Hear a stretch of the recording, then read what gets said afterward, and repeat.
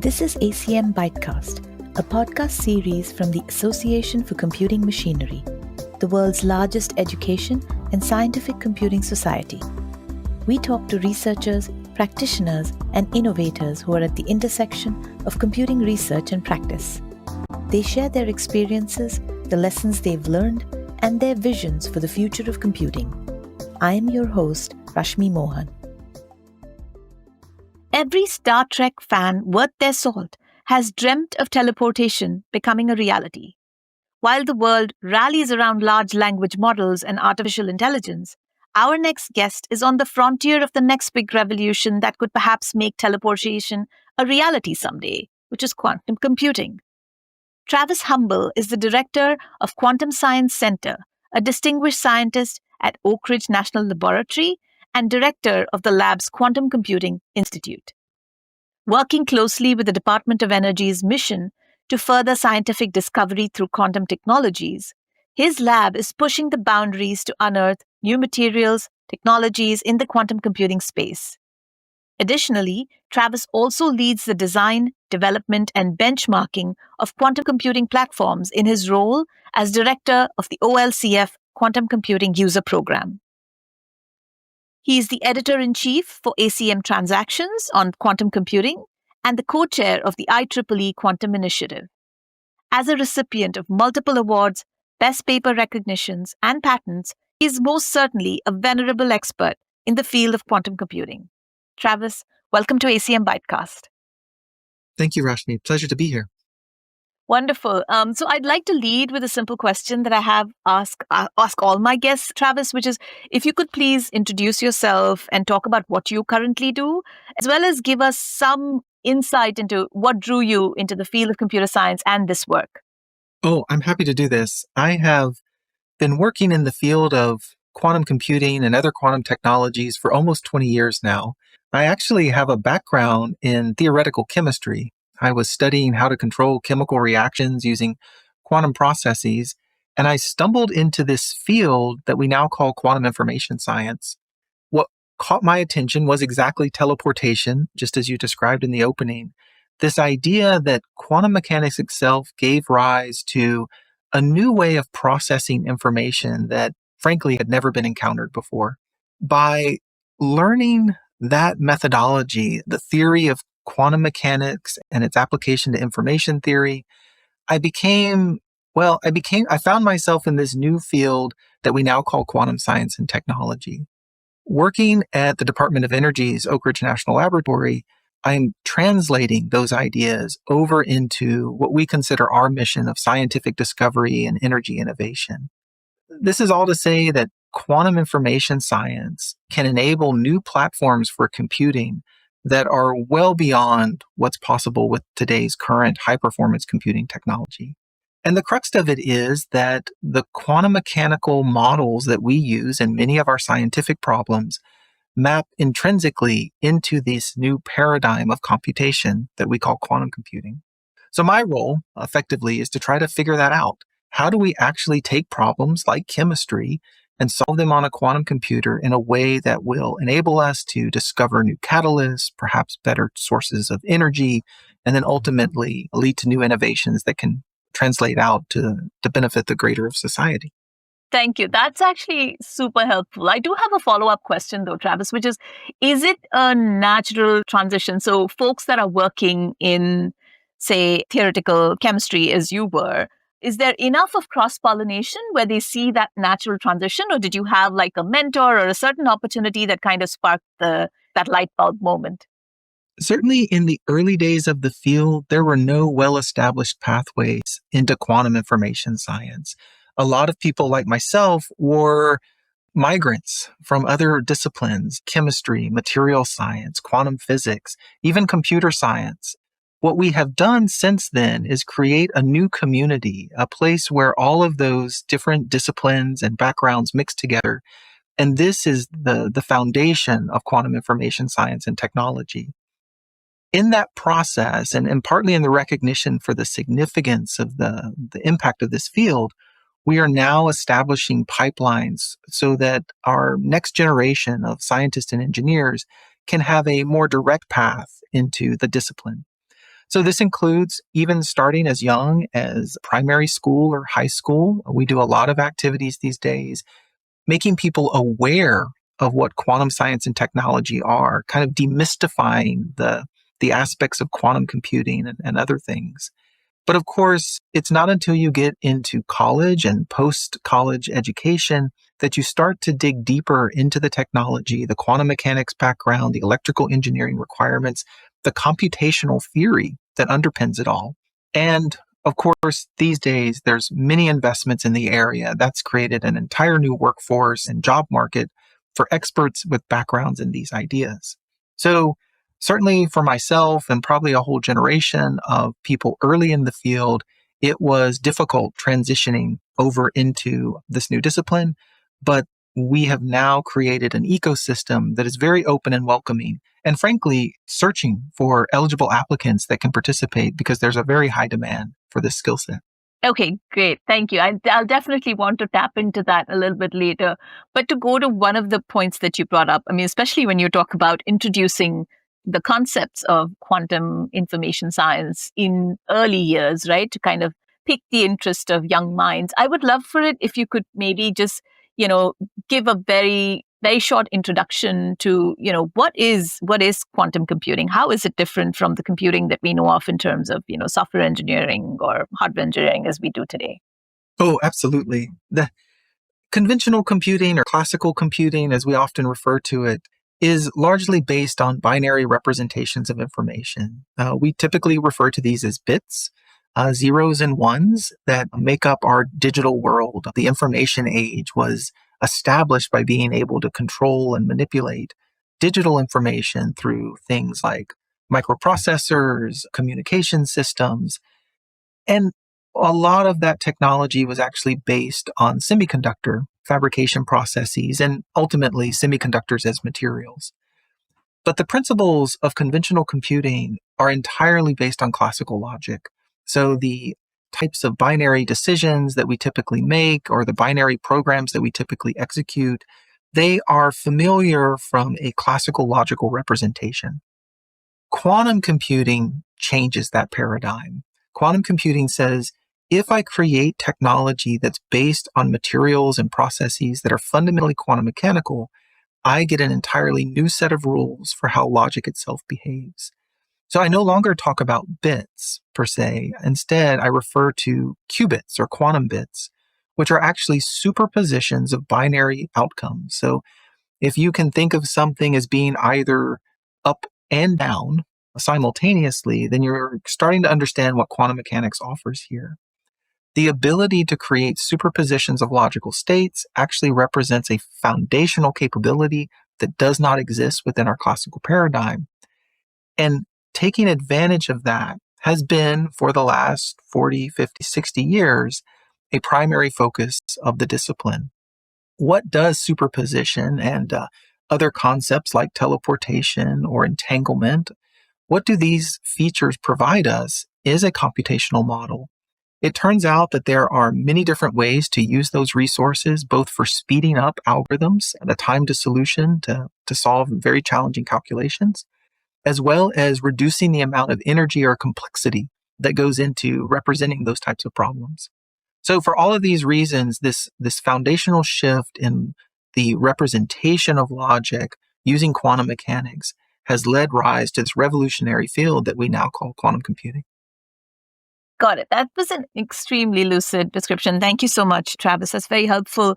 So is it then that there are certain applications of quantum computing that are more natural? So, I mean, I've heard, different theories. I did a little bit of research, both on, your own work as well as just the field before we got into this conversation.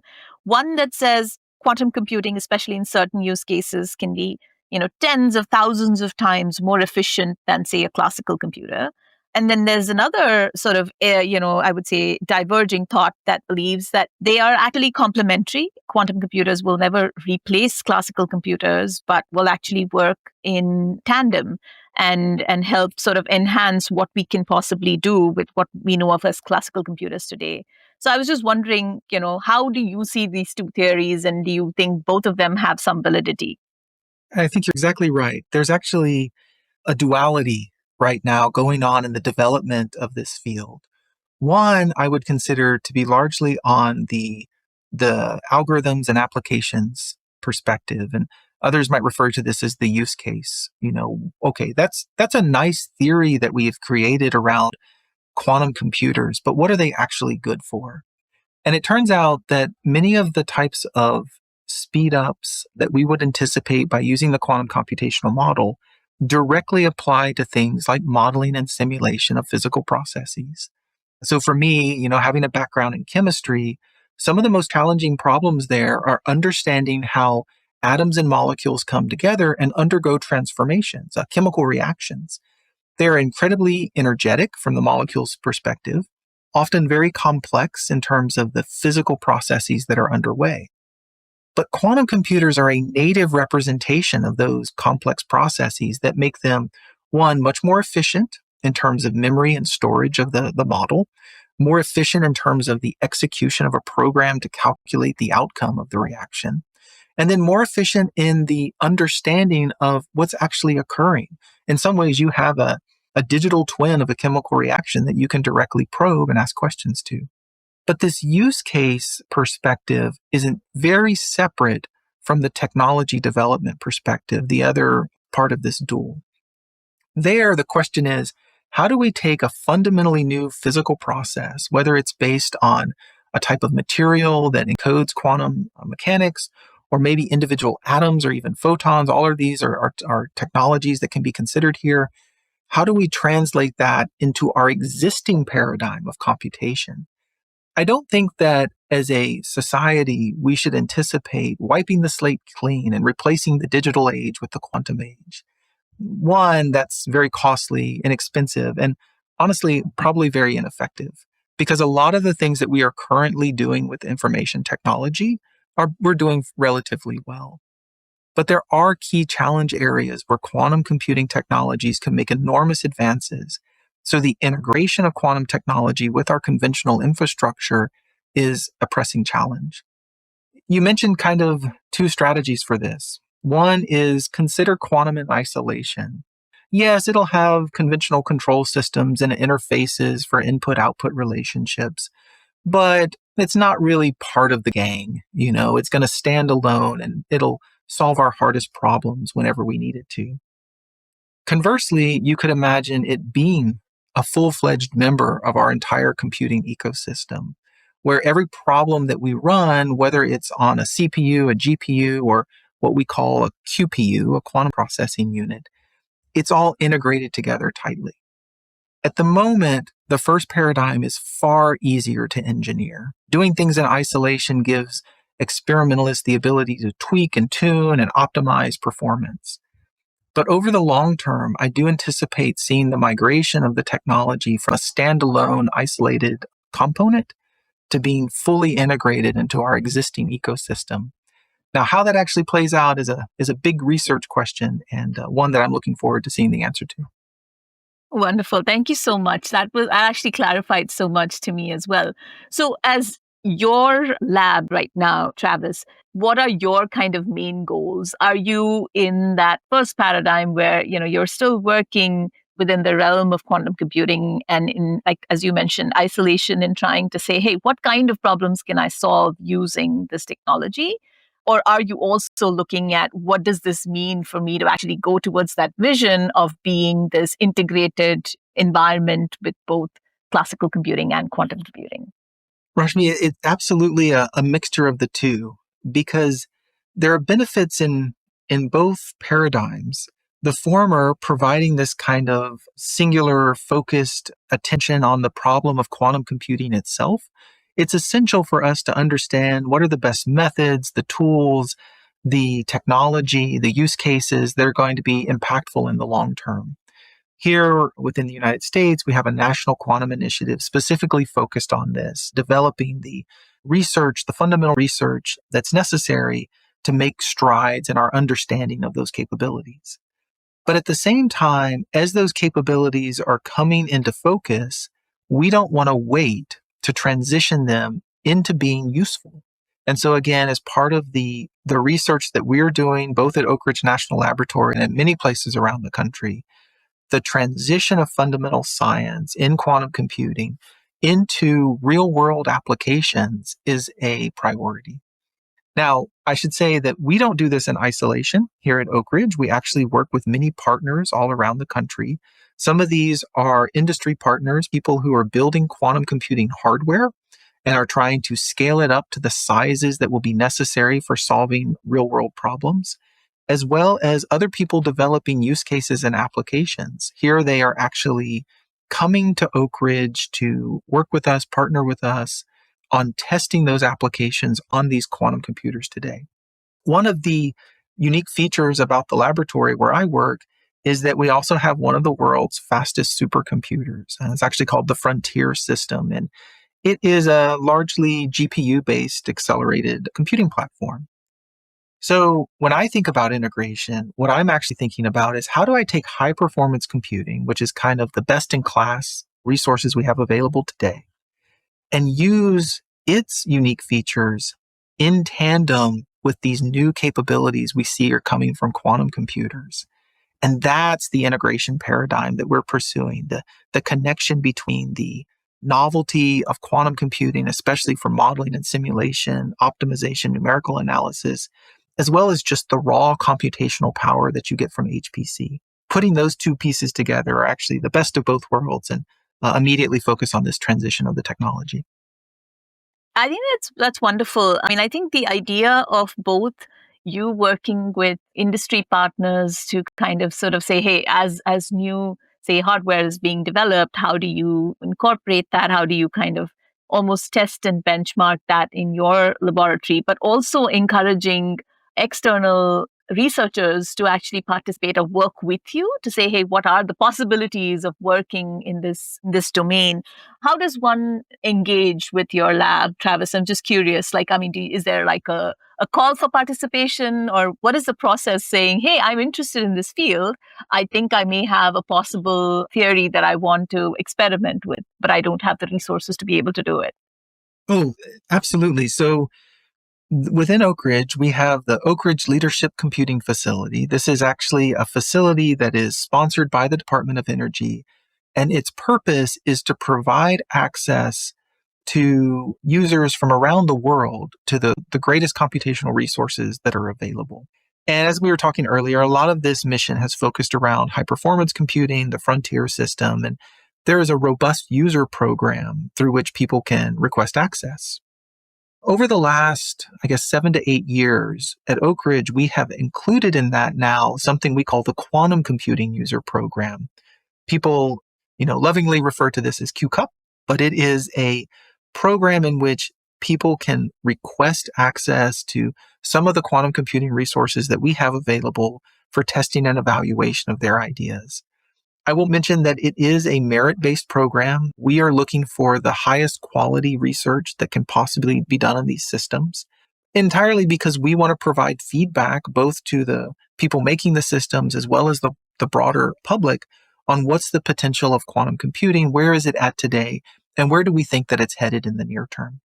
So if they go to olcf.gov, they'll find the website for the facility, and navigating through those web pages, you can find the Quantum Computing User Program in the application process.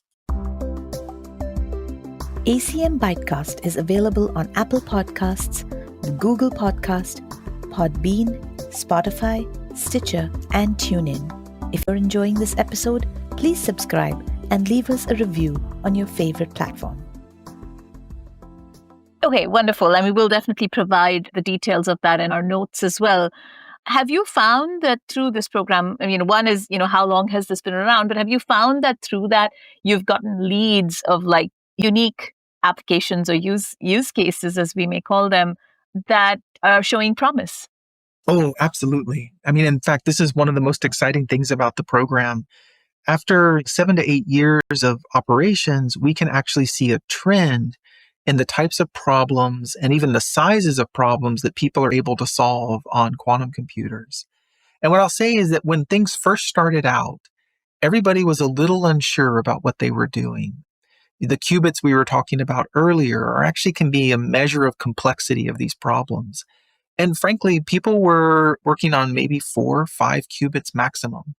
Hardware itself was at a stage where that was a good match. There were few hardware systems going beyond 10 or 12 qubits at the time.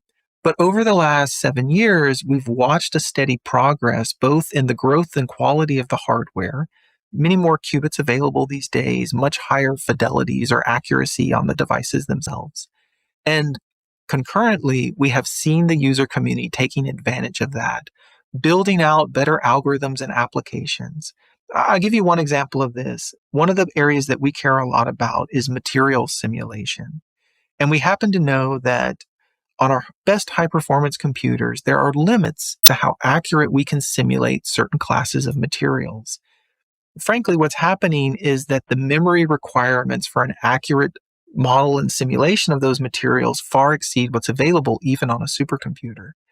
But on a quantum computer, which intrinsically can represent these models, there's a drastic reduction in memory requirements. And so by the time you get to 50 or 100 qubits, you're actually competitive with world-class scientific computing systems in your modeling of materials. So we have watched a steady progress, people picking which material problems seem to be a best match for this paradigm, as well as ones that do not. I mean, that's another good feedback, is what are things we shouldn't be solving on quantum computers because we've already found a good answer. But I am anticipating over the next 5 to 7 years, this will explode even further. Again, as we increase the population of people that have access to the technology, understand what to do with it, and create more of these algorithms and applications.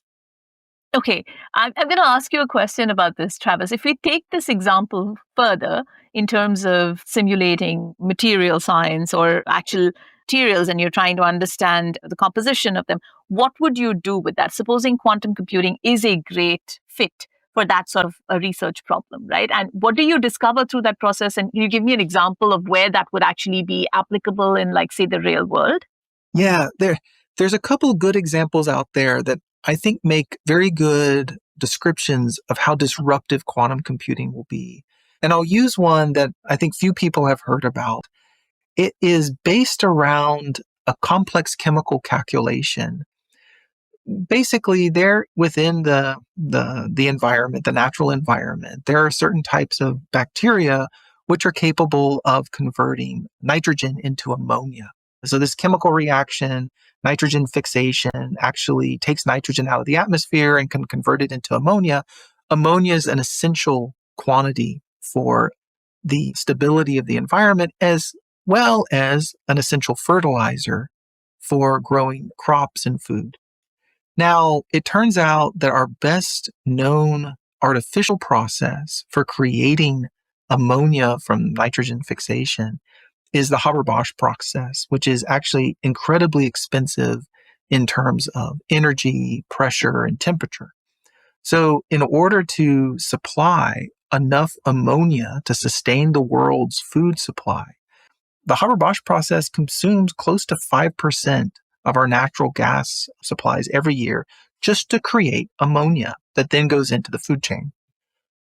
If we could understand that chemical reaction that bacteria are doing at room temperature and standard pressure buried underground, we could make remarkable breakthroughs in the ability to synthesize this essential chemical ammonia that could then have an immediate impact on our ability for food security, addressing the concern about hunger across the world by enabling less expensive and greater access to fertilizer.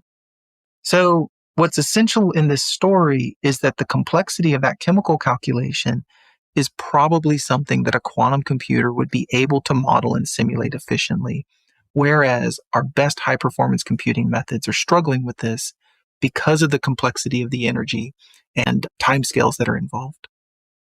Amazing. That was an excellent example. Thank you so much. It really sort of helps put that entire sort of journey together, where that research begins, how it could potentially be applied. You know, you do read when you look at, like, hey, what are the applications for a layperson and quantum computing? You talk about, you often hear, drug discovery and pharmaceuticals and energy. I know that's one of the areas that you work on as well. But this was very, very real and really helps see that and helps us sort of, visualize that entire journey. So thank you for that.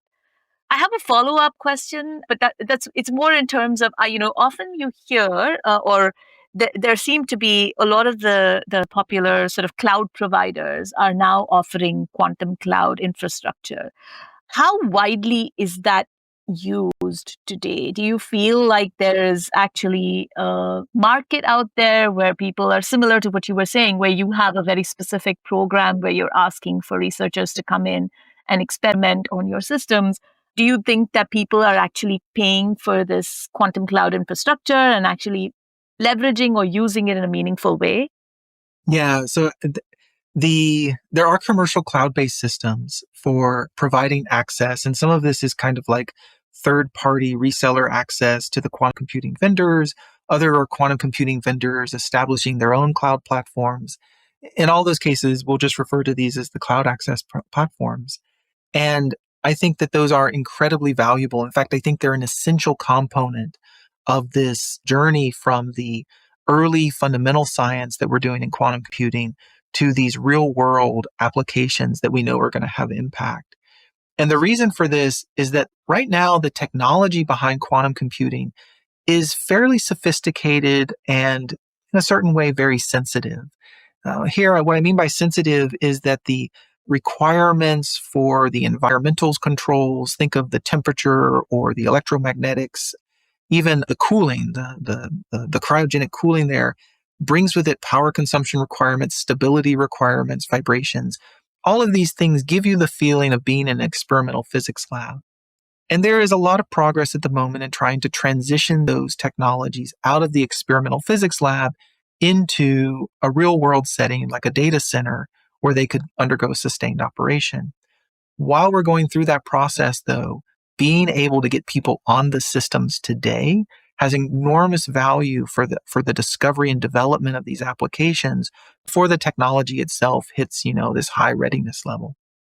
In addition, there is also an essential component that goes beyond just the research itself, and that is this educational and workforce development aspect. Many people need to understand what quantum can do before we all understand what its impacts will be on society. To do that, we have to have an in-depth education campaign in which people basically get access to quantum computers so they understand what this word really means, what it's capable of, and in many instances can provide insights into what it can be used for. I think the cloud access platforms right now serve an incredibly important role in enabling that type of education, as well as the research and discovery that we were just talking about. Got it. Yeah. And do you feel, I have two parts to that, to my follow-up question. One is it cost prohibitive at this point for somebody to be able to say, hey, yeah, I want to actually use this infrastructure and try out a few things?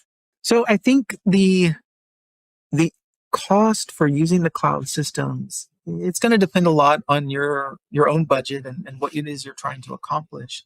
What I have seen is that many of the providers will actually have trial platforms or trial services or periods, partly because it is a new technology and understanding whether or not it is the right approach for your own personal research or education is something that we're all trying to figure out. So I have found that they are really generally very flexible and open to conversations around these services.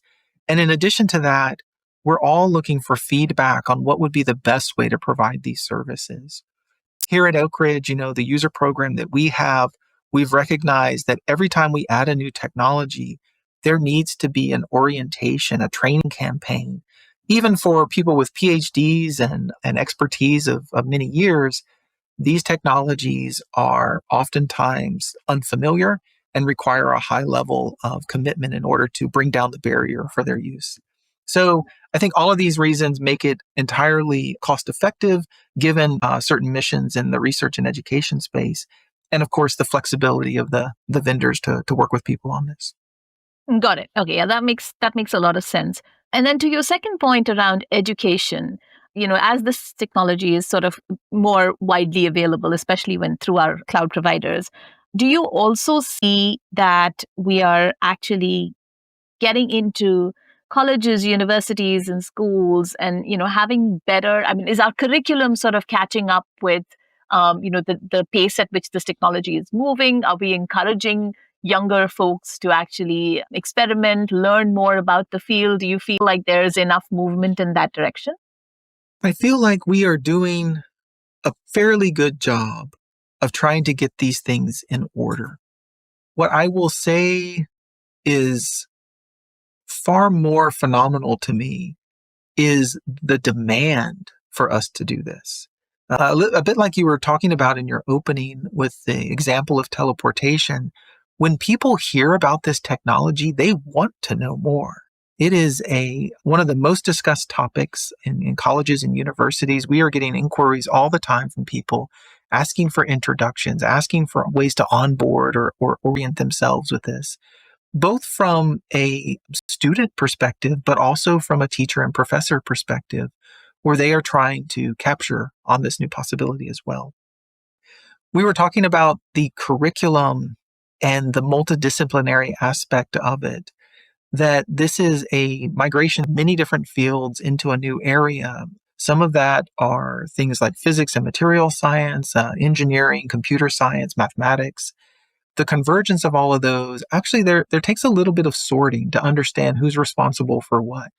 Something that I have seen emerge over time is that physics departments are now becoming much more strongly focused around the information science, quantum information science of materials and atoms and photons. How do we build the technology? Whereas computer science and electrical engineering departments are getting more focused around the device level, the system level, and then some of the tools that will be required for this infrastructure. Think of programming languages, compilers, or debuggers. And then, of course, there's many other disciplines that are asking, well, how can I make good use of this technology and this infrastructure? So the complexity here is that it is a multifaceted field where there are many different stakeholders from traditional disciplines that have a hold on it. And as we organize and coordinate across all of these, we're learning exactly what a curriculum looks like that can meet the demand that we're seeing from these many different places. That's very encouraging and exciting as well to see that this, could be a burgeoning field for a lot of young folks in computing to actually pursue. What would you say, Travis, are the challenges today that you see within your world, whether it is in the world of quantum computing or in specifically in the lab that you run? What's holding us back from more, say, either widespread adoption, or are we at an inflection point where we're seeing significant change? I do think that we are coming close to this inflection point where quantum technology is going to kind of shift its balance so that it is a little more even-footed across the fundamental research space and the applied or application space. What is happening is that the technology is becoming more sophisticated. Its availability is increasing. The workforce that is trained and ready to use it is increasing. We're seeing a lot of investment, both from governments, including the United States, as well as public and private industries, to encourage the development of these applications. There are some crucial tests for this. I was mentioning one earlier about the comparison between quantum technology and our conventional approaches. There's a lot of talks around benchmarking or demonstrating what we call quantum advantage, where you prove that the quantum computer itself is doing something that you could not have done by any other means. Those types of inflection points will lead, I think, to a burst of activity. What is probably the most critical thing to take into consideration is that quantum computing is not developing in isolation. So at the same time we are pushing forward this agenda of quantum technology, there is, of course, a revolution going on in artificial intelligence. There are innovations that are happening in microelectronics. And then, of course, the usual demands of how society is always asking for more information and better connectivity. So these things working together are probably far more essential to me than how quantum computing will thrive and operate on its own. Because I think in the long term, it's the integration of all of these activities. What I'm not seeing at the moment, and this is partly because I think it's only becoming clear now that we need it, is how do we integrate quantum with all the other innovations that are happening in the computer science space? There's been less attention paid to that as we get quantum kind of standing on its own 2 feet. But now as this balance is shifting and we're becoming more mature as a field, I think there is an opportunity for us going forward to think about how computing at large with all of these different topics can advance and evolve into the future. Yeah, I think that makes a lot of sense, Travis.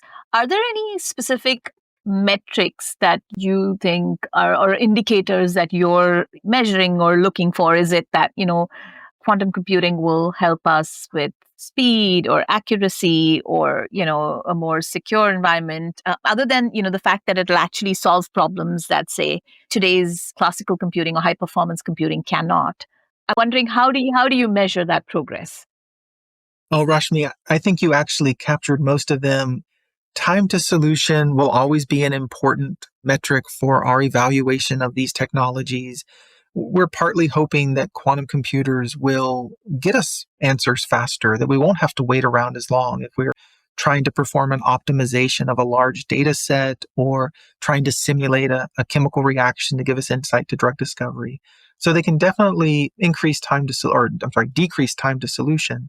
Correspondingly, better accuracy in the calculations themselves, as well as the expanse of models that we can now explore that we could not explore previously. I think those are also very good ones.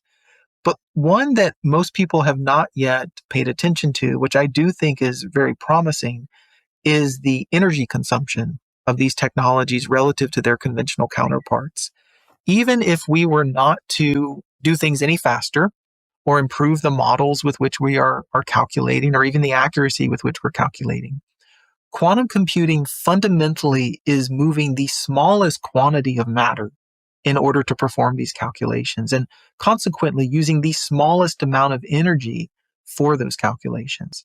So an enormous boon from the quantum computing field that I think will eventually emerge is the impact that it has on power consumption and energy efficiency for computation. I don't, again, imagine that we're going to replace all of our current computers with quantum computers, but there may be things that we're doing now that are very energy intensive. Think about machine learning or artificial intelligence, where quantum computing could reduce the energy cost. And that would have a profound effect, not only on the transition of the technology, but also on the forecast that we have for these other areas. That's very promising, Travis. Thank you for going into that in depth.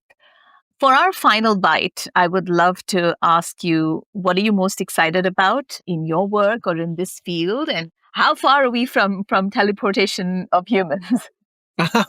So I'll answer the last one first. I think teleporting humans is still quite a ways off. It's not even really very well defined how we would accomplish that at the moment. We are still getting our hands around teleporting the states of atoms and molecules. So, be patient on this. But those early steps are already having profound impacts. And I think this is what excites me the most, is that quantum computing is a revolution in technology, both in the conceptual understanding of what it means to be within this universe and have access to quantum mechanics, what we can do with that. But it is also extending the frontiers of computation beyond anything that we thought existed before. And that I know will have a long-term impact for centuries. And that is very exciting to be working today on a field of technology and science that will last well beyond my time and into the future, that can be an important enabler for what we as a society are trying to accomplish, and then hopefully end up making the world a better place. Fantastic. Travis, thank you so much for giving us a glimpse into the future and taking the time to speak with us at ACM ByteCast. Thank you, Rashmi. ACM ByteCast is a production of the Association for Computing Machinery's Practitioners Board. To learn more about ACM and its activities, visit acm.org. For more information about this and other episodes, please visit our website at learning.acm.org/bytecast. That's learning.acm.org/bytecast.